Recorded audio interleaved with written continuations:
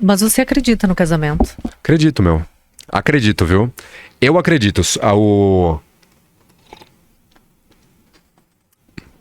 Eu acredito por conta do seguinte, tá? Eu cheguei numa conclusão, Michele, nos últimos anos, tá? De que a base familiar da mulher e a base familiar do homem desempenham um fator fundamental no sucesso de uma relação. Então, assim, eu acabei percebendo, assim, muitos relacionamentos de caras que eu atendi, a maioria deles, pelo menos uns 70%, acabavam porque aquela mulher tinha um referencial familiar muito distorcido.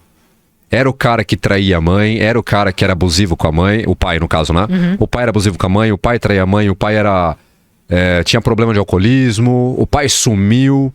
E aí toda essa bagagem, aquele principal referencial masculino que aquela mulher tinha desde pequeno, foi inteiro fragmentado. E ela vem com essa bagagem em cima do cara. E é por que eu tô te falando isso, tá? Porque eu acredito assim, quando você tem, por exemplo, uma família em que a mulher cresceu com valores conservadores e mais tradicionais, e o cara também, a chance de dar errado é muito pequena, entendeu? Só vai dar errado se você, tipo, distorcer essas coisas. Você é conservador, a menina é muito progressista, muito liberal, ou o contrário.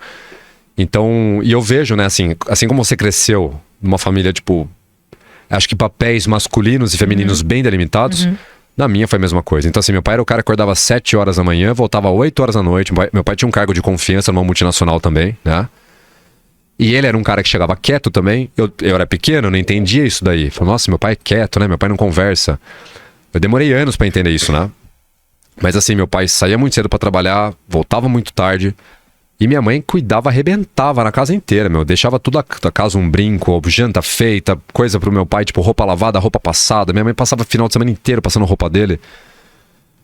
E aí, isso que é engraçado, né? Eu acho que assim, Michele, você mesmo pequeno, você tem um sentimento de que... Tá, parece que essa dinâmica aqui parece que é o correto, entendeu? Eu cresci com essa base. Então assim, como que eu vou olhar uma outra mulher, tipo, diferente da minha mãe? Obviamente que eu não vou ter uma cópia da minha mãe, que já é falecida, mas assim, eu vejo um mulherão de valor que minha mãe foi. E eu não vou aceitar alguém menos do que isso, entendeu? Então, por exemplo, você falou de cozinhar. Eu duvido que tenha um cara na face da terra que fale assim, eu não gosto de mulher que cozinha. Cara, todo homem gosta.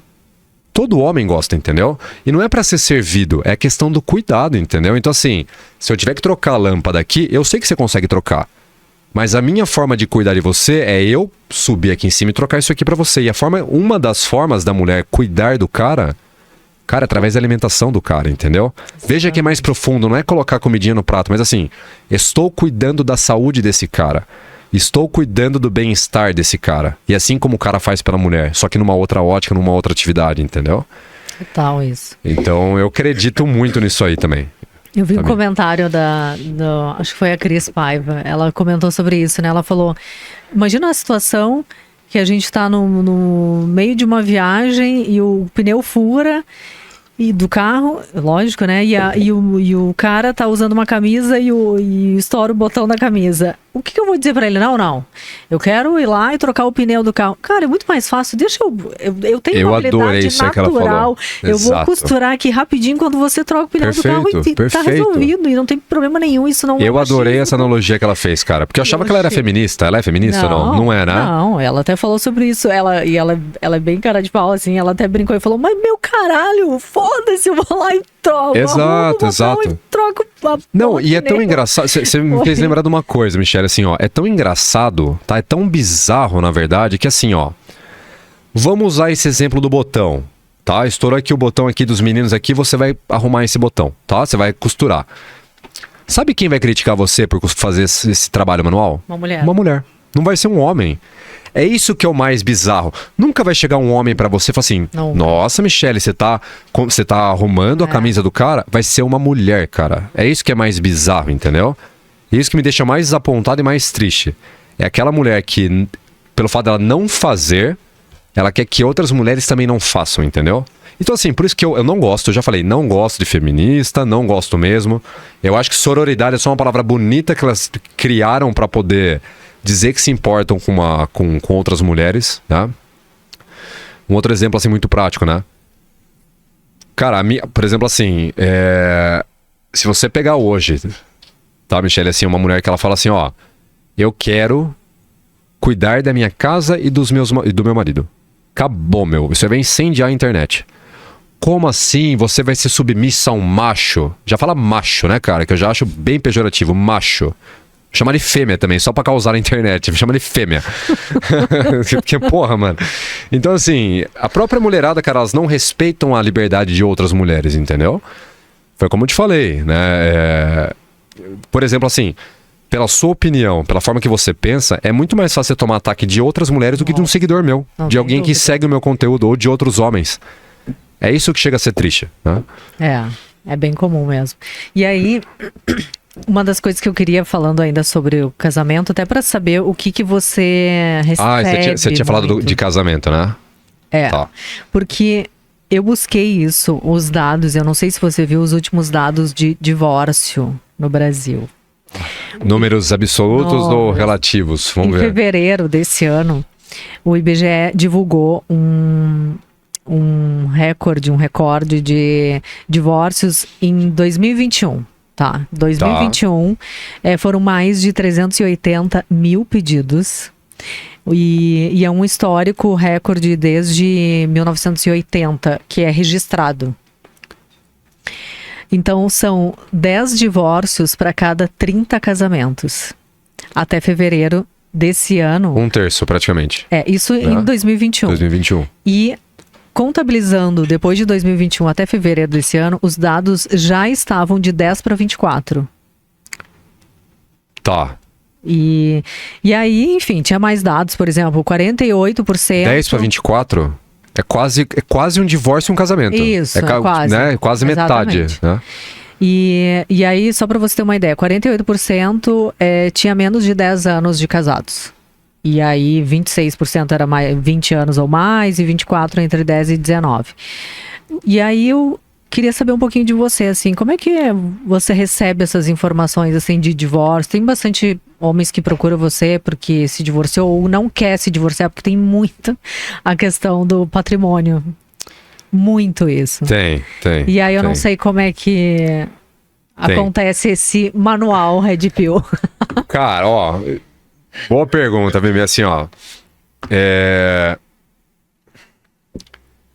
Tem sim. Na verdade, sim. O que eu vejo muito, assim, tem muito divorciado também, já divorciado, né? Nem que tá casando e tá pensando em divorciar. Sim. Tem muito homem divorciado, muito homem com filho também. E eu percebo uma coisa que é muito...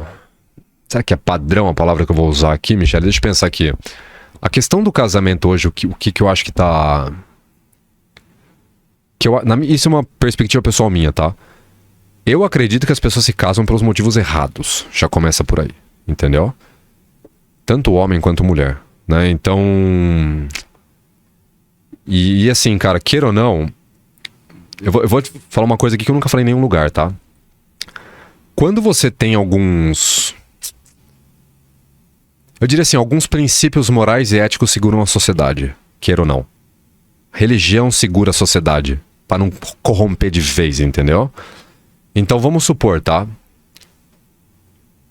Eu às vezes bato muito na tecla sobre, sei lá, promiscuidade feminina, coisas que as mulheres fazem, por aí vai. Mas por quê?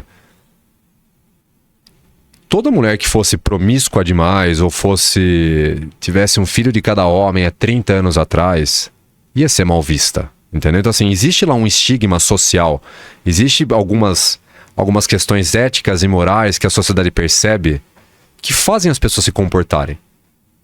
Se fosse bonito assaltar, por exemplo, pessoas, estava todo mundo assaltando. Mas todo mundo sabe que é feio, é errado, você pode ser preso, entendeu? Então, eu acho que um dos efeitos colaterais, dos piores efeitos colaterais do feminismo, na minha visão, tá, Michele, qual que foi? Foi retirar aquela coisa Foi retirar aquele estigma, aquele peso negativo do divórcio, da mulher, tipo, transar com qualquer cara. Hoje, cara, eu não me preocupo, cada um faz o que quiser, né? Mas assim, a partir do momento que a mulher sabe que... eu posso transar com quantos caras os homens podem também. Eu sei que você pode, mas não é porque você pode que vai ser bonito, entendeu? Nunca foi bonito e nunca vai ser. Então assim, por mais que ninguém vai te julgar abertamente porque não pode, continua sendo feio. E o casamento, eu acredito que é a mesma coisa também. Então assim, antes se você fosse uma mulher... Eu lembro até hoje, cara, eu tô com 35 anos E quando eu era pequeno, eu tinha uns 5, 6 anos que eu tava na escolinha lá, nem sei o que é pré, aquelas, né, não era nem primeira série. Eu lembro que, assim, da minha sala de amiguinhos, né, de companheiro ali, que a gente tinha uns 30, a gente era em 30, eu acho, mais ou menos, 30 crianças, tinham 2 pais só que eram divorciados. De 30. 2. E aí todo mundo ainda meio que olhava assim, a mãe do fulano lá é separada do marido. Verdade. Cara, eram 2 de 30, entendeu, Michele? Então, assim, existia um peso, por exemplo, pô, mas vou separar, vai ficar feio pra mim, entendeu? Eu sei que você não é obrigado a ficar num casamento que não funciona, mas assim, você pelo menos tentaria mais. Esse número que você falou de 10 anos ou menos, seria talvez uns 12 anos, uns 15 anos tentando pra chegar numa conclusão que não tem mais o que fazer, entendeu? E você não tem mais esse peso. Cara, hoje você vai numa escola de criança, parece que todo mundo é pai solteiro e mãe solteira. Inverteu totalmente o jogo, entendeu? Então assim, por quê? Porque tirou o peso da vergonha social que é você ser divorciado, você ser uma mulher rodada, você ser um cara, por exemplo, que tá tudo bem você ser preguiçoso e fumador de baseado, entendeu? Tiraram vários estigmas que seriam negativos pra deixar a sociedade num lugar, jogaram fora. Então essa é a minha visão assim com relação principalmente ao casamento nos dias de hoje, tá? Vale a pena casar hoje? Eu acredito assim, tá, Michele? Vale, mas você não pode mais casar pela emoção só pra ver o que vai dar. Sabe? Na minha visão, assim, o casal, né? Ser um casal que tá focado em... Pode parecer clichê, mas assim, focado em crescer juntos. E crescer junto, cara, não é assim, vamos crescer junto. É plano. Se você é do corporativo, você sabe o que eu tô te falando. É plano. O que a gente vai fazer em 1 ano, em 3 anos, em 5 anos, em 10 anos? Filhos, vai ter ou não? Se sim, quantos? As pessoas não fazem mais essa pergunta. Alinhar expectativas. Todas elas, todas as possíveis, entendeu? Cara, casamento é sim um negócio. Você não vai assinar um contrato de emprego numa empresa que você não sabe quais são as condições. Ou fazer negócio com um cliente, você não sabe se o cara vai te meter um cheque sem fundo, entendeu? Então assim, um casamento é sim um negócio, não é só por amor, mas é sim um negócio, tem regras para serem seguidas, tem projeções para serem alinhadas, expectativas que devem ser correspondidas. Então, esse que é o ponto, ninguém mais olha assim no casamento. Minha família inteira tá cobrando, faz 3 anos que tô com ela, vou casar. Casou, dá 1 ano, separa. Entendeu? Então, essa é a minha visão hoje do casamento. Acho que vale a pena desde que tenha um propósito muito, muito bem alinhado.